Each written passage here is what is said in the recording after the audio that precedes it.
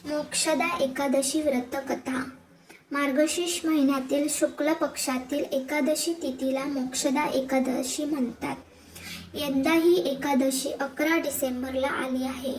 या दिवशी भगवान विष्णूंची पूजा आणि उपासना केल्याने अनेक मनोकामना पूर्ण होतात. तसेच आपल्याला मोक्ष देखील मिळतो. तसेच या दिवशी भगवान श्रीकृष्णाने महाभारतातील कुरुक्षेत्रात अर्जुनाला गीतेचे ज्ञान दिले होते. त्यामुळे गीता जयंती देखील साजरी केली जाते. मोक्षदा एकादशीची पौराणिक कथा. गोकुळ नावाच्या नगरात वैखानस नावाचा राजा राज्य करत होता. त्या राज्यात 4 वेद जाणणारे ब्राह्मण राहत होते. राजा प्रजाही दक्ष होता. एका रात्री राजाला स्वप्न पडले. त्यात त्याचे वडील त्याला नरकात दिसले. सकाळीच उठताच त्याने ब्राह्मणांजवळ धाव घेतली आणि आपले स्वप्न सांगितले. राजा म्हणाला, मी माझ्या वडिलांना नरकात भोगताना पाहिले आहे. ते मला म्हणाले, मुला, मी नरकात पडून आहे, मला येथून मुक्त कर.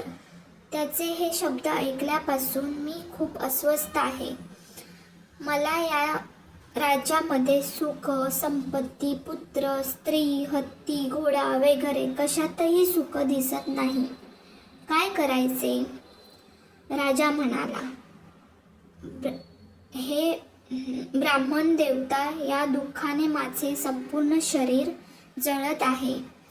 तुम्ही कृपया मला काही तप, दान, व्रत वगैरे उपाय सांगा.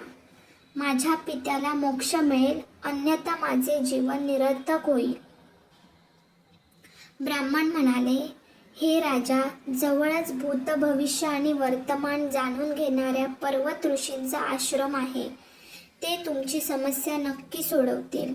हे ऐकून राजा ऋषींच्या आश्रमात गेला. त्या आश्रमात अनेक शांत मनाचे योगी आणि ऋषी तपश्चर्या करत होते. पर्वत ऋषी त्याच ठिकाणी बसले होते. राजाने ऋषींना साष्टांग नमस्कार केला. ऋषींनी राजाकडून काय क्षमतेचा समाचार घेतला. राजा म्हणाला, ऋषी मुनींनो, तुमच्या कृपेमुळे माझ्या राज्यात सर्व काही ठीक आहे, पण अचानक मला फार अस्वस्थ वाटतंय. हे ऐकून पर्व ऋषी भूतकाळाचा विचार करू लागले. मग ऋषी म्हणाले, राजा, योग सामर्थ्याने मला तुझ्या वडिलांचे दुष्य कृत्य कळाले आहे.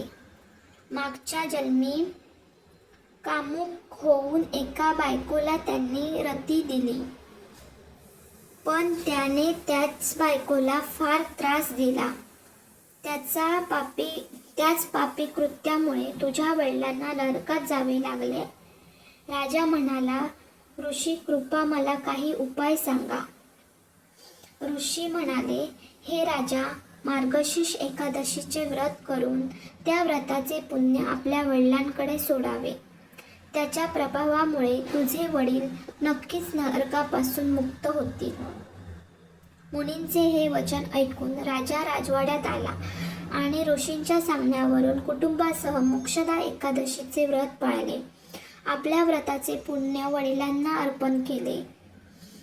या प्रभावामुळे वडिलांना मोक्ष मिळाला आणि ते स्वर्गात जाताना ते पुत्राला म्हणून गेले, हे पुत्रा, तुझे कल्याण हो, असे म्हणत ते स्वर्गात गेले. मार्गशीर्ष महिन्यातील शुक्ल पक्षीच्या मोक्षदा एकादशीचे व्रत करतात त्यांची सर्व पापे नष्ट होतात. ही कथा ऐकल्याने, वाचल्याने वायपेय यज्ञाचे फळ मिळते. तसेच भगवान विष्णूंच्या आशीर्वादाने आपल्या सर्व मनोकामना पूर्ण होतात.